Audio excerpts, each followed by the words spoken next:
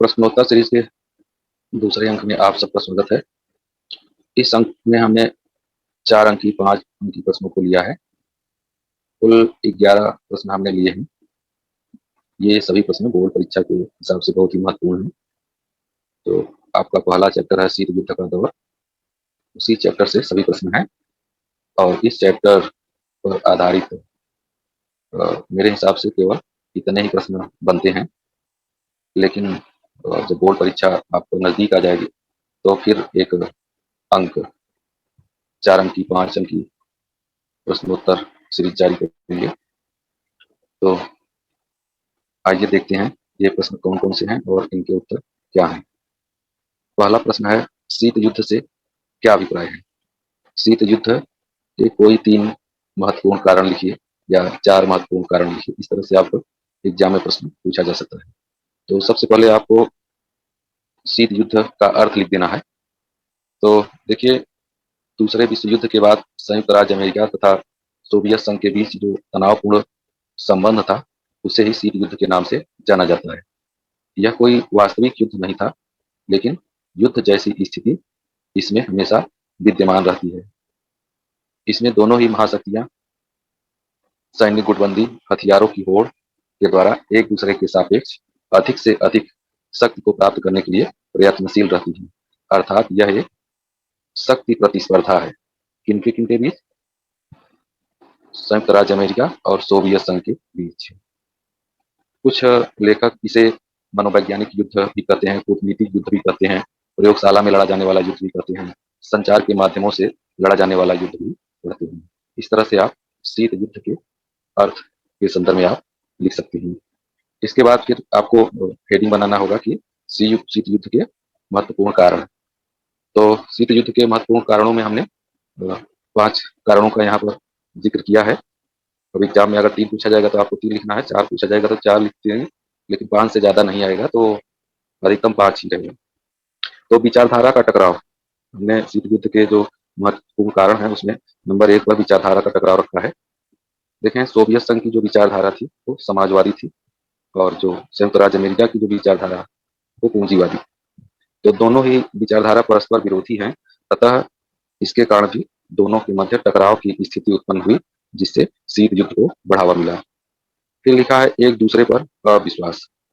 द्वितीय विश्व युद्ध के दौरान अमेरिका गोपनीय तरीके से परमाणु हथियार विकसित कर लिया था, जिसकी सोवियत संघ को जानकारी नहीं थी।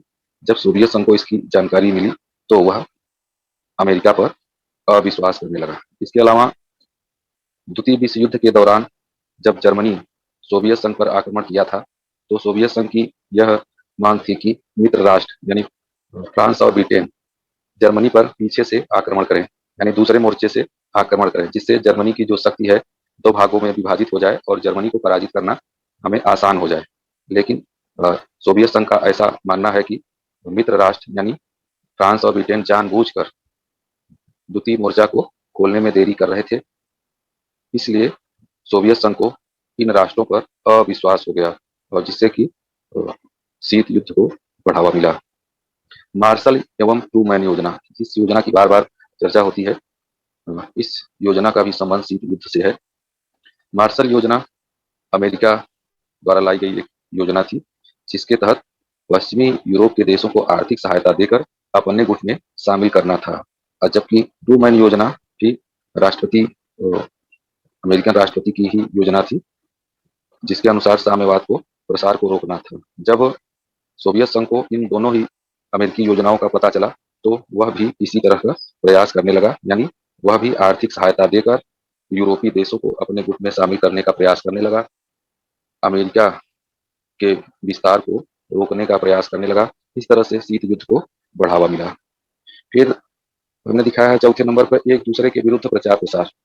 अमेरिका सोवियत संघ को यह आरोप लगाता था, सोवियत संघ पर यह आरोप लगाता था कि सोवियत संघ अपनी साम्यवादी विचारधारा को बलपूर्वक जो है अन्य देशों पर थोपना चाहता है, इसलिए इससे बचना होगा और अमेरिकी गठबंधन में शामिल होना होगा। इसी तरह से सोवियत संघ भी अमेरिका के ऊपर आरोप लगाता था कि अमेरिका या जो पूंजीवादी देश हैं, साम्राज्यवादी उपनिवेशवादी हैं, ये अल्प विकसित देशों को विकासशील देशों का ये शोषण करते हैं, इसलिए इनके शोषण से बचने के लिए उनको सोवियत संघ के गुट में शामिल होना होगा। तो ये एक दूसरे के ऊपर जो आरोप प्रत्यारोप कर रहे थे, उसके कारण भी दोनों महाशक्तियों के मध्य टकराव की स्थिति उत्पन्न हुई। अब नंबर 5 पर हमने दिखाया है चर्चिल का फुलटन भाषण। चर्चिल जो कि ब्रिटेन के प्रधानमंत्री हुआ करते थे द्वितीय विश्व युद्ध के दौरान, तो ये जो है अमेरिका के शहर फुलटन में जाकर एक भाषण दिए थे, जिस भाषण के दौरान उन्होंने यह कहा था कि एक फांसीवादी शक्ति एक फांसीवादी शक्ति मतलब जर्मनी और इटली की बात हो रही है। एक फांसीवादी शक्ति के स्थान पर दूसरी फांसीवादी शक्ति ये सोवियत संघ को कह रहे हैं।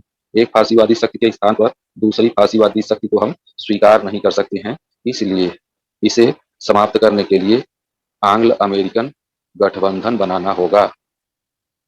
जब इस भाषण का पता सोवियत संघ को चलता है तो वह नाराज हो जाता है और यहीं से जो है शीत युद्ध का शुरुआत हो जाती है। तो इसी घटना को जो है शीत युद्ध का तात्कालिक कारण माना जाता है। इस तरह से 5 हम बिंदुओं का जिक्र करके शीत युद्ध के कारणों को स्पष्ट कर सकते हैं। फिर अगला प्रश्न है, शीत युद्ध के प्रभाव को स्पष्ट कीजिए।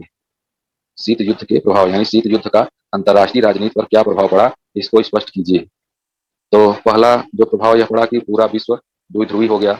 अमेरिका के नेतृत्व में पहली दुनिया के देशों का उदय हुआ और सोवियत संघ के नेतृत्व में दूसरी दुनिया के देशों का उदय हुआ। तो ये इस तरह से शक्ति के पूरे विश्व में शक्ति के 2 केंद्र बन गए, पूरा विश्व द्विध्रुवी हो गया। ये शीत युद्ध का प्रभाव है। फिर इसके बाद हमने दूसरे नंबर पर दिया है सैनिक गुटबंदी का दौर। इस समय दोनों ही महाशक्तियां सैनिक गुटबंदी का सहारा ले रही थी। अमेरिका के नेतृत्व में नाटो, सीटो, सेंटो गुट बने थे, जबकि इसके विरुद्ध सोवियत संघ ने वार्सा पैक्ट का गठन किया था। तो ये जो है गुटबंदी का दौर स्टार्ट हो गया था। फिर तीसरे नंबर पर हमने दिखाया है कि पूरे विश्व में हथियारों की होड़ प्रारंभ हो गई थी। दोनों ही महाशक्तियां एक दूसरे के सापेक्ष अधिक से अधिक शक्ति को अर्जित करने के लिए अधिक से अधिक हथियारों का निर्माण और संग्रह कर रही थी।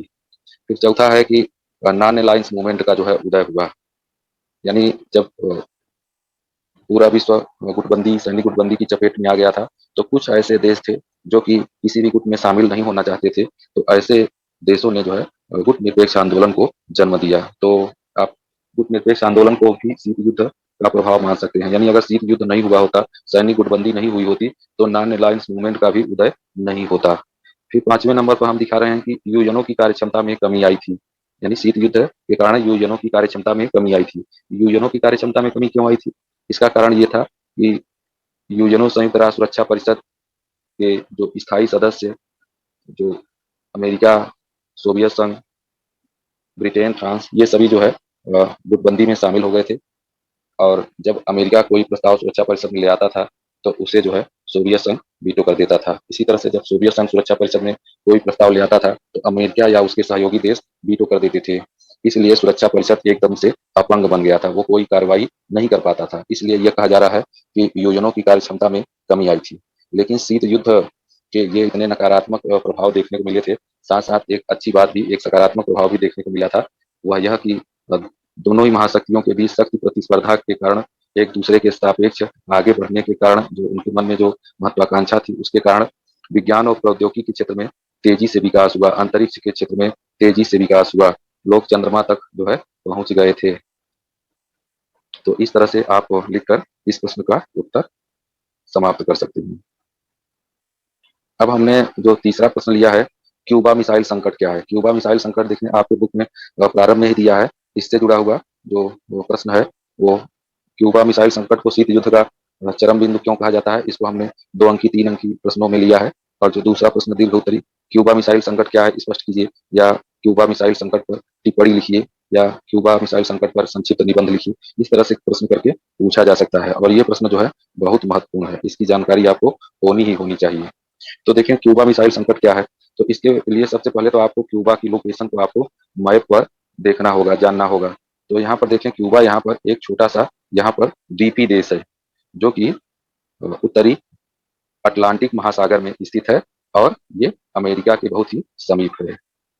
लेकिन ये बात हो रही है 1962 की, तो उस समय यहाँ के जो राष्ट्रपति थे वो थे फिदेल कास्त्रो, और ये जो है साम्यवादी विचारधारा के समर्थक थे, यानी ये सोवियत संघ के समर्थक थे।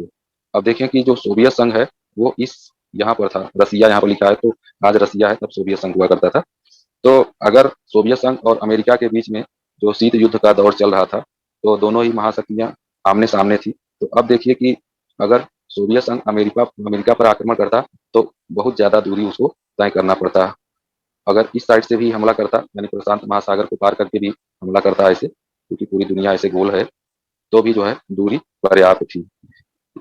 तो ऐसी स्थिति में सोवियत संघ के मन में ये विचार आया कि क्यूबा में एक मिसाइल मिसाइल ब्रिगेड तैयार किया जाए, जिससे कि अमेरिका जो है उसकी पहुंच में हो जाए।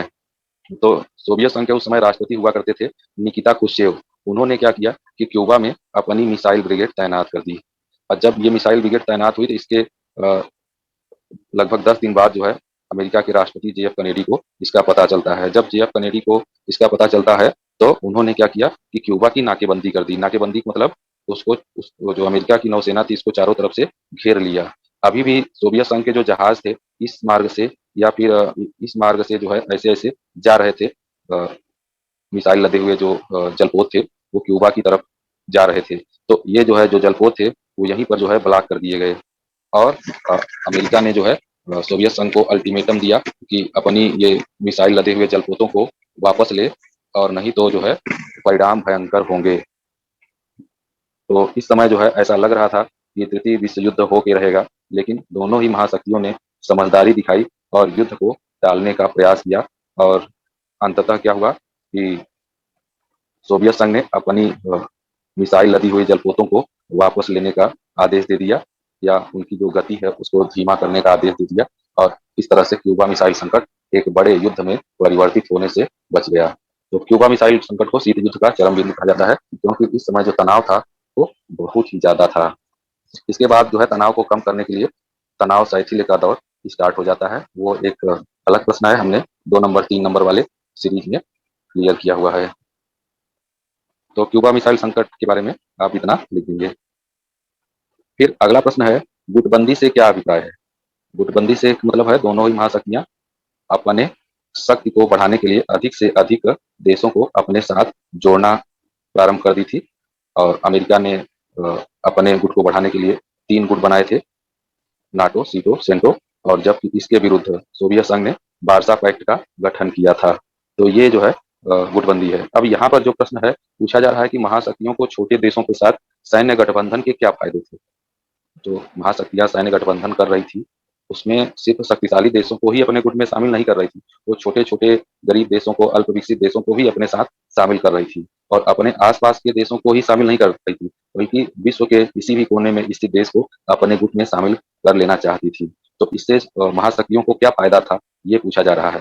तो इसमें हमने पहला जो पॉइंट दिया है, महत्वपूर्ण संसाधनों की प्राप्ति, यहाँ थोड़ा सा मिस्टेक है। तो महत्वपूर्ण संसाधनों की प्राप्ति, तो विकसित देश जो अल्प विकसित देशों से कच्चा माल वगैरह प्राप्त कर सकते थे, पेट्रोलियम वगैरह, खनिज पदार्थ वगैरह प्राप्त कर सकते थे। तो ये जो है उनको फायदे थे। उनके उद्योगों को चलाने के लिए जो कच्चे माल की जरूरत वगैरह होती थी, तो वो इन देशों से प्राप्त कर सकते थे। इसके अतिरिक्त वहां पर ये भूभाग प्राप्त कर सकते थे। उस भूभाग का ये क्या कर सकते, तो उसमें सैनिक अड्डा बना सकते थे, वहां जासूसी का केंद्र बना सकते थे। अगर मान लीजिए युद्ध होता, तो सैन्य गतिविधियों को संचालित करने के लिए उस भूभाग का ये प्रयोग कर सकते थे।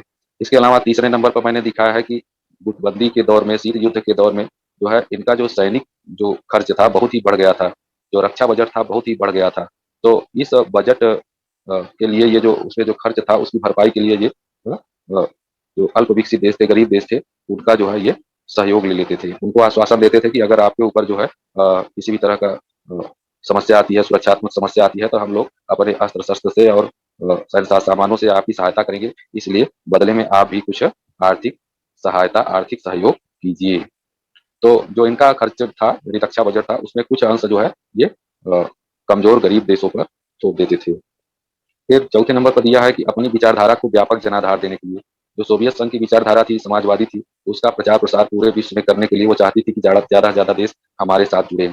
इसी तरह से जो अमेरिका है, जो उसकी विचारधारा थी पूंजीवादी, वो भी चाहता था कि सभी देशों में पूंजीवादी विचारधारा का प्रचार प्रसार हो, न कि समाजवादी विचारधारा का। तो ये अपनी विचारधारा को एक बड़े पैमाने पर फैलाने के लिए, व्यापक जनाधार देने के लिए, ये ज्यादा से ज्यादा देशों को अपने साथ जोड़ने में विश्वास रखते थे। तो ये हो गया आपका प्रश्न।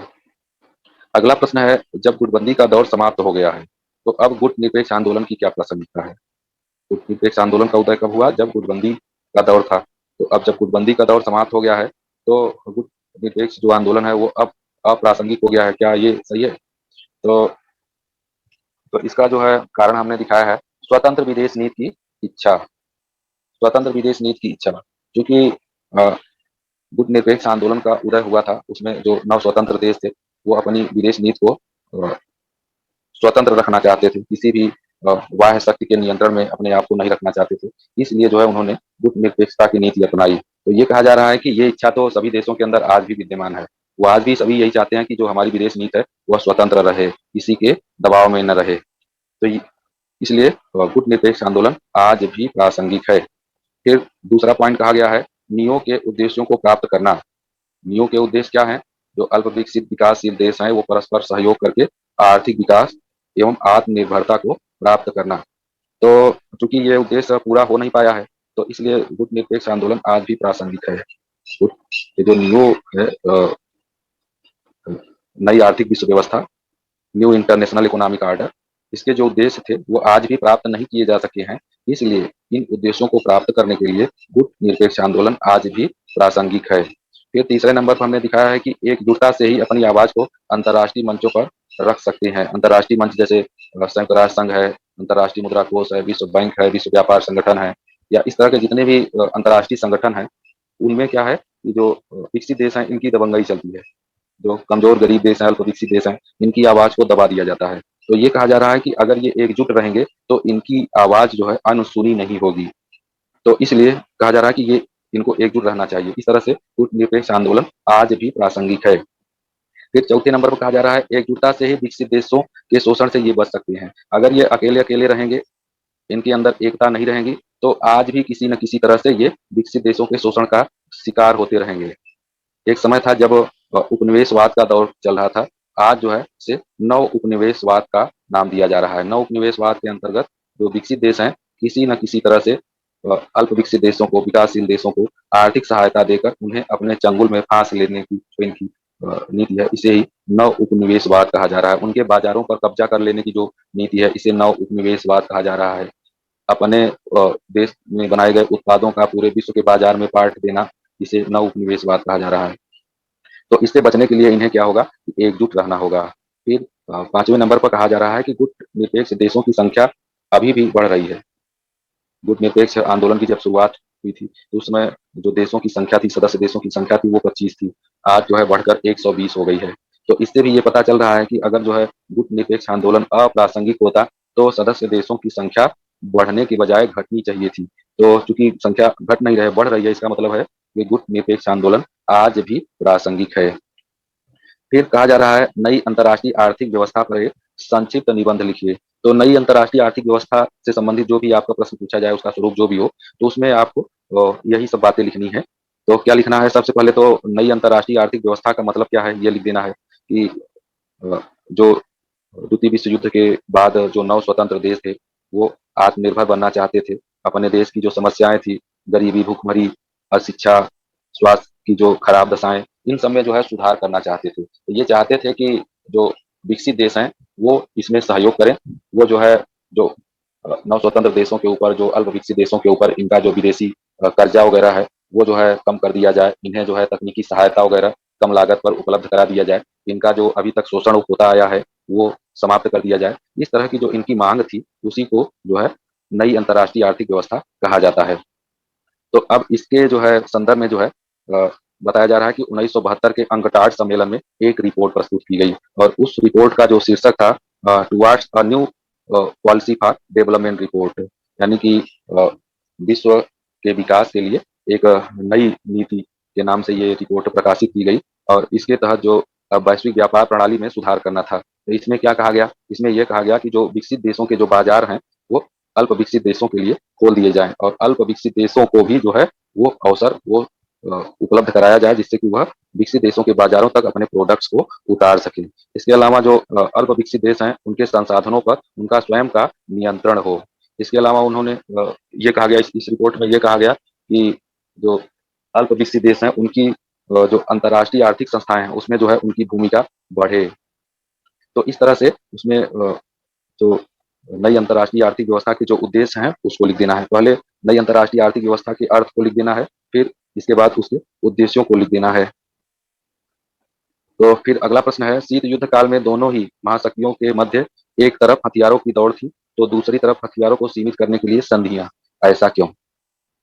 हथियारों की होड़ थी, शीत युद्ध काल में हथियारों की होड़ थी, लेकिन साथ साथ हथियारों को सीमित करने के लिए कुछ संधियों का भी सहारा लिया जा रहा था। ये दोनों ही घटनाएं एक साथ क्यों देखने को मिल रही थी, जबकि दोनों में विरोधाभास है? तो सबसे पहले इस प्रश्न का उत्तर लिखने के लिए आपको दो हेडिंग का इस्तेमाल करना होगा। सबसे पहले हथियारों की होड़ क्यों थी, ये आपको समझाना होगा, और फिर उसके बाद ये समझाना होगा कि हथियारों पर ये नियंत्रण क्यों लगाना चाहते थे, हथियारों को कम करने के लिए ये संधियों का सहारा क्यों ले रहे थे। तो हथियारों की होड़ क्यों थी, ये आप पहले समझाएंगे कि दोनों ही महाशक्तियां एक दूसरे पर अविश्वास करती थी, इसलिए एक दूसरे के सापेक्ष अपनी शक्ति को बढ़ाने के लिए प्रयत्नशील थी, ज्यादा से ज्यादा हथियारों का उत्पादन और भंडारण कर रही थी, क्योंकि उनको ये नहीं पता रहता था कि हमारे शत्रु के पास, हमारे विपक्षी टीम के पास किस तरह के हथियार हैं, कितनी मात्रा में हथियार हैं। इस तरह से अधिक खतरनाक हथियार जो है इकट्ठा करने में, संग्रह करने में ये विश्वास कर रहे थे। लेकिन इनको यह डर भी सता रहा था, हथियारों पर ये नियंत्रण क्यों लगाना चाहते थे, इसलिए इसके लिए हमने लिखा है अपरोध का सिद्धांत। अपरोध का सिद्धांत पिछले हमने अपने वीडियोज में चर्चा किया है कि इनके अंदर ये भय था कि अगर युद्ध होगा तो परमाणु युद्ध अवश्य होगा, और परमाणु युद्ध होगा तो दोनों ही महाशक्तियों का पतन होना निश्चित है। कौन विजेता होगा, कौन पराजित होगा, इसका निर्णय हो पाना मुश्किल हो जाएगा। क्यों? क्योंकि दोनों का ही बड़े पैमाने पर विनाश होगा। ऐसे में कौन विजेता है इसका पता लगाना मुश्किल हो जाएगा। इसलिए दोनों ही महाशक्तियां चाहती थी कि तनाव का जो ये दौर है इसको किसी न किसी तरह से कम किया जाए। हथियारों की जो होड़ है दोनों महाशक्तियों के बीच में, इसको किसी तरह से कम किया जाए, नहीं तो पूरी मानवता के लिए ये हानिकारक साबित हो सकता है। तो इस तरह से आपको दो हेडिंग के सहारा से इस प्रश्न के उत्तर को लिखने का प्रयास करना है। अगला प्रश्न है, शीत युद्ध काल में भारत की विदेश नीति क्या थी? क्या इस नीति से भारत के राष्ट्रीय हितों की अभिवृद्धि हुई? या हमने लिखा है, यानी ये प्रश्न दूसरे तरीके से भी पूछा जा सकता है, भारत की गुटनिरपेक्षता की नीति की विशेषता लिखिए। क्या इस नीति से भारत के राष्ट्रीय हितों की अभिवृद्धि हुई? तो ये दोनों प्रश्न एक ही हैं, इनका उत्तर एक ही होगा। अब यहाँ पर पहले प्रश्न में देखिए, शीत युद्ध काल में भारत की विदेश नीति क्या थी? तो शीत युद्ध काल में भारत की विदेश नीति क्या थी? किसी भी गुट में शामिल न होने की नीति थी, यानी पूरा विश्व गुटबंदी के दौर से गुजर रहा था।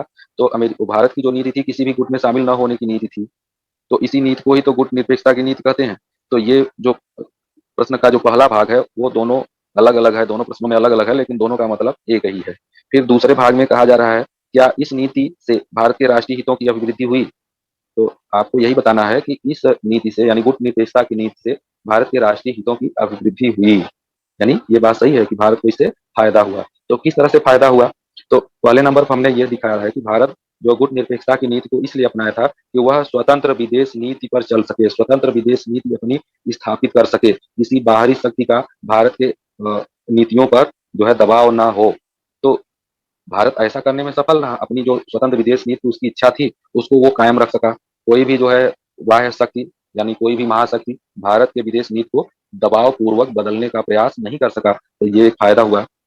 अब दोनों ही महाशक्तियों से सहायता प्राप्त कर सका। भारत जो गुट निरपेक्षता की नीति जब अपनाया था तो उसके पीछे कारण ये था कि वह नव स्वतंत्र देश था, अभी अभी आजाद हुआ था, उसे अपने देश के पुनर्निर्माण और विकास के लिए आर्थिक सहायता की जरूरत थी। अगर वह किसी एक गुट में शामिल हो जाता तो एक गुट से तो सहायता प्राप्त कर सकता था, लेकिन दूसरे गुट की सहायता से वो वंचित हो जाता।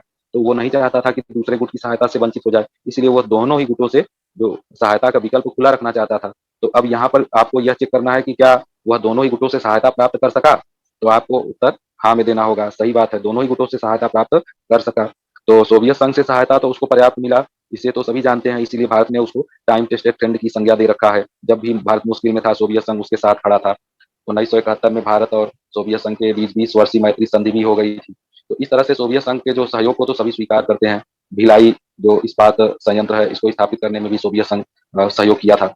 लेकिन अमेरिका के सहयोग का भी यहाँ पर जिक्र करना है। 1965 से 67 के बीच में जब भारत में अकाल पड़ा था, खाद्यान्नों का संकट उत्पन्न हो गया था, तो ऐसी स्थिति में खाद्यान्नों की सप्लाई करके अमेरिका भारत की मदद किया था। इसके अलावा जब चीन भारत पर आक्रमण कर दिया था 1962 में, तो ऐसी स्थिति में अमेरिका ने चीन पर दबाव बनाया था कि अपनी सेनाओं को वापस ले। तो इस तरह से हम देखते हैं कि अमेरिका भी जो है भारत को मदद किया था। तो इस तरह से दोनों ही गुटों से भारत सहायता प्राप्त करने में सफल रहा। तो ये आप दिखाएंगे। फिर तीसरे नंबर पर दिखा सकते हैं कि वह हमेशा ऐसी स्थिति में रहा कि एक महाशक्ति उसे नजरअंदाज कर रही है तो वह दूसरे के पास जा सके, यानी कोई भी महाशक्ति भारत की तरफ से निश्चिंत नहीं रह सकती थी। तो ऐसी स्थिति में क्या है कि भारत के राष्ट्रीय हितों में अभिवृद्धि हुई। तो ये इस तरह से फायदा होगा कि अगर भारत को लग रहा है कि अमेरिका मुझे अनदेखी कर रहा है तो भारत सोवियत संघ के पास चला जाता था, और अगर भारत को लगता था कि सोवियत संघ के साथ रहने से हमको कोई फायदा नहीं नजर आ रहा है तो वह अमेरिका से भी सहायता ले सकता था। तो ये फायदा हुआ गुट निरपेक्षता की नीति अपनाने से। अगर गुट निरपेक्षता की नीति नहीं अपनाता था, एक ही गुट में शामिल हो जाता, तो एक गुट से तो सहायता प्राप्त कर सकता था, लेकिन दूसरे गुट की सहायता से वंचित रह जाता है। लेकिन ये भी हो सकता है कि जिस गुट में आप शामिल हैं, उस गुट के द्वारा भी नजरअंदाज किए जाए, उस गुट से भी सहायता न प्राप्त हो आपको। तो दूसरे गुट से सहायता प्राप्त का विकल्प खुले रखना, ये अकलमंदी की बात थी और भारत ने ऐसा किया और इसका भारत को फायदा भी मिला। फिर अगला प्रश्न है, शीत युद्ध के तनाव को कम करने के लिए भारत की भूमिका को स्पष्ट कीजिए। जब शीत युद्ध चल रहा था तो उस समय भारत किस तरह की भूमिका निभाई। फिर यह हमने लिखा है कि इसी प्रश्न को दूसरे तरीके से भी पूछा जा सकता है, भारत की विश्व शांति एवं अंतर्राष्ट्रीय समस्याओं के समाधान में भूमिका का उल्लेख कीजिए। भारत ने विश्व शांति के लिए या अंतर्राष्ट्रीय समस्याओं को सुलझाने में क्या जो है भूमिका अदा की। तो इसका उत्तर है कि स्वयं तो गुटबंदी से दूर रहा और अन्य जो अल्प विकसित देश हैं, नवस्वतंत्र देश हैं, उनको भी जो है गुटबंदी से दूर रखा। तो ये शीत युद्ध से इसको कैसे जोड़ेंगे? इसलिए जोड़ेंगे कि अ, अगर ज़्यादा से ज़्यादा देश जो है गुटबंदी में शामिल हो जाते, शीत युद्ध का हिस्सा बन जाते, तो शीत युद्ध को समाप्त करने के लिए प्रयास कौन करता, मध्यस्थता कौन करता? तो इस तरह से कुछ देशों को जो है इससे दूर रखना ज़रूरी था। कुछ मध्यस्थ की भूमिका निभाने के लिए देशों का होना ज़रूरी था। तो पहले तो भारत ने जो है इससे दूर रहा, गुटबंदी से दूर रहा और अन्य देशों को भी गुटबंदी से दूर रखा और फिर इनको मिलाकर एक नया जो है एक तरह से कहिए कि गुट बना दिया। उसको असैनिक गुट ही कहें, लेकिन गुट तो था ही, गुट निरपेक्ष देशों का गुट था। तो ये गुट बना और ये गुट जो है शीत युद्ध समाप्त करने के लिए जो है प्रयास कर रहा था। तो इस प्रयास को जो है शीत युद्ध को समाप्त करने के हिसाब से ठीक माना जा रहा है। फिर नंबर 2 पर लिखा है, वैश्विक मामलों में सक्रिय भागीदारी निभाई। भारत वैश्विक मामलों में सक्रिय भागीदारी दिखाई। इसका एक उदाहरण यहाँ पर दिया हुआ है कि कोरिया युद्ध 1950 में मध्यस्थता की भूमिका निभाई। इसमें नेहरू जी का रोल महत्वपूर्ण था। उन्होंने जो है संयुक्त राष्ट्र संघ के साथ जो है उत्तर कोरिया और दक्षिण कोरिया के विवाद को सुलझाने का प्रयास किया। फिर तीसरे नंबर पर यहाँ पर कहा जा रहा है, शीत युद्ध के तनाव को कम करने की एक मुहिम चलाई। तो हमने शुरू में बताया है कि भारत दोनों ही महाशक्तियों के बीच जो शीत युद्ध का दौर चल रहा था, शीत युद्ध के दौर में जो तनाव का पूरा माहौल था, उसको जो है कम करने के लिए एक मुहिम चलाई और इस मुहिम से अन्य देशों को, जो गुट निरपेक्ष देश हैं, उनको जोड़ने का जो है प्रयास किया और इस प्रयास में कुछ हद तक सफलता भी मिली। फिर चौथे नंबर पर कहा जा रहा है कि भारत ने क्षेत्रीय व अंतर्राष्ट्रीय संगठनों को सक्रिय करने में महत्वपूर्ण भूमिका निभाई। यानी जो शीत युद्ध काल में हमने बताया कि जो संयुक्त राष्ट्र संघ था, वो जो है अपंग बन गया था, उसकी कार्यक्षमता में कमी आई थी। तो इसी तरह से जो जितने भी क्षेत्रीय संगठन हैं या फिर अंतर्राष्ट्रीय संगठन है, वो जो है कोई महत्वपूर्ण भूमिका नहीं निभा पा रहे थे। तो भारत लगातार ये मांग कर रहा था कि ऐसे जो संगठन है वो जो है महत्वपूर्ण भूमिका निभाएं। जैसे भारत ने प्रस्ताव रखा था कि शस्त्र नियंत्रण निःशस्त्रीकरण की दिशा में संयुक्त राष्ट्र संघ को आगे आना चाहिए और अ, इसको अमल में ले आने के लिए उसको प्रयास करना चाहिए। तो इस तरह का गतिविधियों में भारत भाग लेकर विश्व शांति की स्थापना की दिशा में महत्वपूर्ण भूमिका अदा की। तो इस तरह से हमारी जो 11 प्रश्नों की ये श्रृंखला थी समाप्त हो गई। लगभग हम समझ रहे हैं कि जो पहला चैप्टर है आपका शीत युद्ध का दौर, वो समाप्त हो चुका है। अब इसके जो बचे खुचे प्रश्न हैं या चीजें हैं, वो जो है जब बोर्ड परीक्षा नजदीक आ जाएगी, यानी जनवरी के बाद हम जो है एक और सिर्फ इस चैप्टर पर आधारित एक और जो है श्रृंखला हम बनाएंगे, जिसमें लघु, अति लघु और दीर्घ सभी तरह के प्रश्नों को एक ही जो है अंक में शामिल करेंगे। आज के लिए इतना ही। अगले अंक में हम लोग द्विध्रुवीता के अंत पर जो है मिलेंगे। धन्यवाद।